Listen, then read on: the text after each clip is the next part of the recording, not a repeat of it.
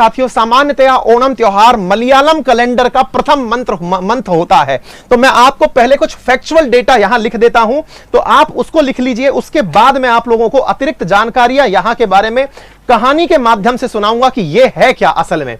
मेरे प्यारे साथियों, ओणम त्योहार राक्षसों के देवता, ध्यान से सुनिएगा, बहुत महत्वपूर्ण बता रहा हूं, असुर सम्राट, यहां पर मैं स्पष्ट रूप से बता दे रहा हूं, असुर सम्राट महाबली के पृथ्वी पर आगमन की खुशी में मनाया जाता है। महाबली की पूरी कहानी सुनाऊंगा, इसकी मजा आ जाएगा आप लोगों को। पृथ्वी पर आगमन की खुशी में, यानी कि वो वापस आए। तो बोले आप क्या लिख रहे हैं सर, कंपन तो है ना। असुर सम्राट यानी राक्षसों के देवता, मैंने कहा 100% वो पृथ्वी पर आते हैं, उनका नाम है महाबली। उनकी खुशी में बोले राक्षस आएंगे और उनकी खुशी में त्योहार मनाया जा रहा है। अभी बताते हैं सारी बातें। फिलहाल के लिए जो पॉइंट आपको महत्वपूर्ण है वो याद कर लेने हैं। वो क्या है? पहली बात मेरे प्यारे साथियों, जब बात की जाए ओणम की, ओणम 10 दिन का त्योहार होता है। पहली बात तो ये कितने दिन का त्योहार होता है? 10 दिन का। पहला जो दिन होता है मेरे प्यारे साथियों, वो कहलाता है अथम। वो कहलाता है अथम। मेरे प्यारे साथियों, इस बार अथम निकला है 22 अगस्त को। अथम कब निकल गया इस बार? 22 अगस्त को। और मेरे प्यारे साथियों, जो 10वां दिन होता है, हां भाई, आज उसका 10वां दिन है और उसे कहते हैं तिरुवोनम। थिरुवोनम इसे कहते हैं, थिरुवोनम। क्या कहते हैं? 10वें दिन को थिरुवोनम कहा जाता है। जो 10th डे होता है, प्रथम दिन क्या होता है? अथम। और जो 10th डे होता है उसे क्या कहा जाता है? थिरुवोनम कहा जाता है। पहली बात तो ये याद रख लीजिएगा। दूसरी बात मेरे प्यारे साथियों, मलयालम कैलेंडर जो है, जिसका नाम है कोलावर्षम। मेरे प्यारे साथियों, मलयालम यानी कि जो यहां की भाषा है मलयालम, ये याद कर लेना है, इसलिए मैं बता रहा हूं आप लोगों को। मलयालम यानी कि केरल की भाषा। मेरे प्यारे साथियों, मलयाली लोग कहलाते हैं ये। और इनका जो कैलेंडर है, उस कैलेंडर का नाम है कोलावर्षम। कोलावर्षम, अरे भैया पेन चल ही नहीं रहा है।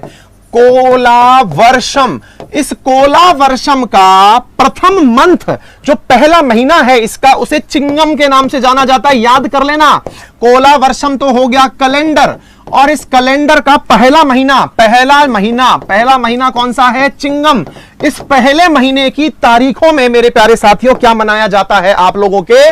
अथम और तिरुवोथम। अब याद करते हैं मेरे प्यारे साथियों, कहानी क्या है, अब वो सुनिए, आपको मजा आ जाएगा इस कहानी को सुनने में। मेरे प्यारे साथियों, हम लोगों ने अक्सर माइथोलॉजी में एक कहानी सुनी है, और वो क्या सुनी है? आपको याद होगा, once upon a time Hiranyakashyap नामक एक राक्षस हुआ करता था। माइथोलॉजिकल कहानी सुनिए, जिसकी वजह से इसको नेशनल त्योहार का दर्जा प्राप्त है। ओणम को इतना प्रतिष्ठित त्योहार है जिसको देखने के लिए देश दुनिया से लोग आते हैं, क्योंकि घरों को जबरदस्त सजाया जाता है, दान दिया जाता है। पूरी कहानी सुनो, मजा आ जाएगा। थोड़ा सा टाइम है अपने पास, सुन लो। होता क्या है, असल में अगर आपने सुना हो, हिरण्यकश्यप नामक एक राक्षस हुआ करता था, याद है? उनके बेटा था जिसका नाम था प्रहलाद, जो कि भगवान विष्णु की भक्ति किया करता था, है ना। पूरी कहानी की माइथोलॉजी सुनिए, आपको मजा आ जाएगा कि असुर सम्राट की क्या कहानी है।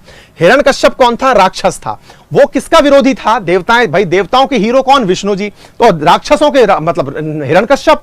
तो याद होना चाहिए, उस हिरण्यकश्यप का वध करने के लिए ही, याद हो आपको कि इन्होंने, हिरण्यकश्यप ने प्रहलाद को अग्नि में बिठा दिया था, इसलिए कि मैं देखता हूं तेरे विष्णु में कितना दम है।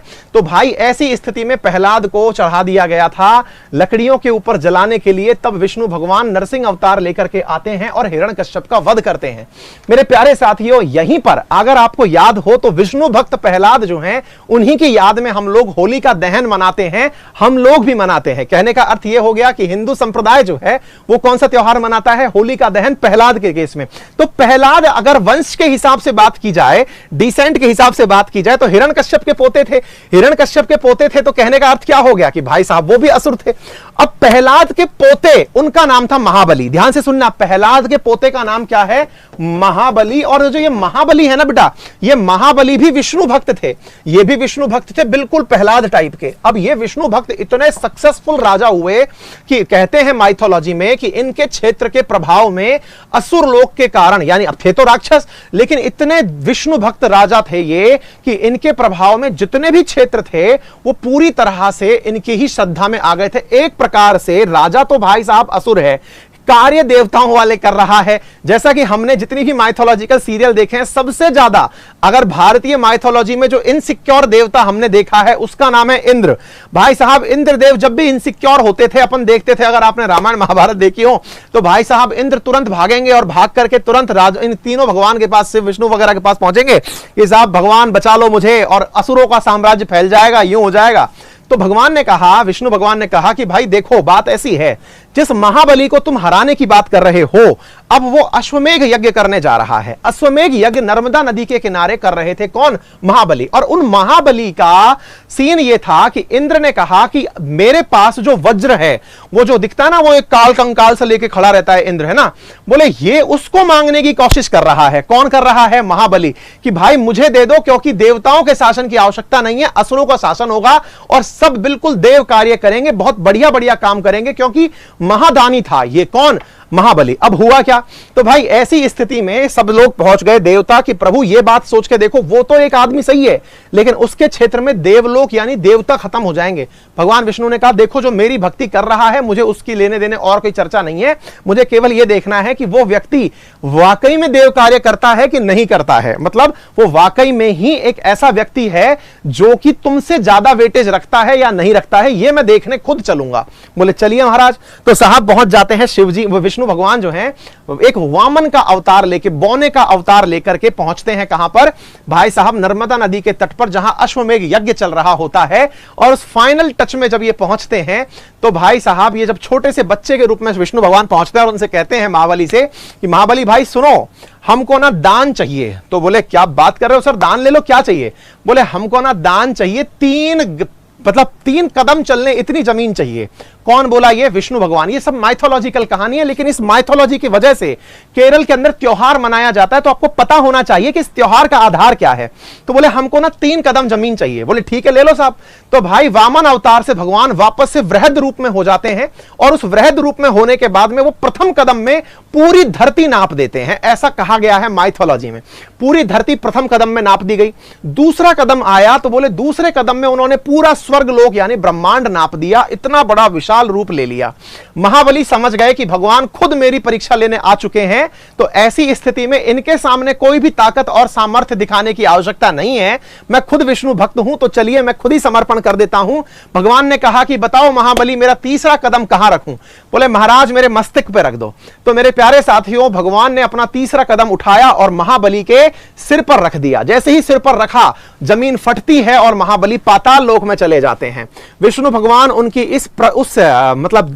उससे इतने प्रभावित हुए कि तुमने ये सिद्ध कर दिया है कि तुम कितने अच्छे से मेरे भक्त हो, मुझे तुम्हारी सत्ता में कोई भी गुंजाइश नहीं है। लेकिन चूंकि बोले नहीं महाराज, अब आप ही विष्णु भगवान, अब आप ही शासन चलाइए, क्योंकि आपने एक राजा को परास्त किया है। मैं तो चाहता भी यही हूं कि मेरे क्षेत्र की देखभाल आप ही करें। विष्णु भगवान से उन्होंने ये कहा कि आप मेरे क्षेत्र की, जहां जहां मेरा शासन है वो सारा आपका हो, मैं तो आप तक पहुंचने के लिए ही ये सारे प्रयास कर रहा था।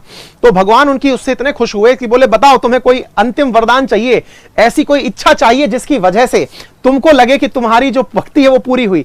बोले प्रभु मुझे केवल इतना सा चाहिए कि मैं साल में एक बार अपनी प्रजा को देखने आऊं। दोबारा सुनना, कितनी महत्वपूर्ण बात है कि साहब मैं चाहता ये हूं कि मैं जिंदगी भर जब तक धरती रहे तब तक मैं 10 दिनों के लिए पाताल लोक से निकल करके प्रजा को देखने आऊं कि प्रजा सही है कि नहीं है।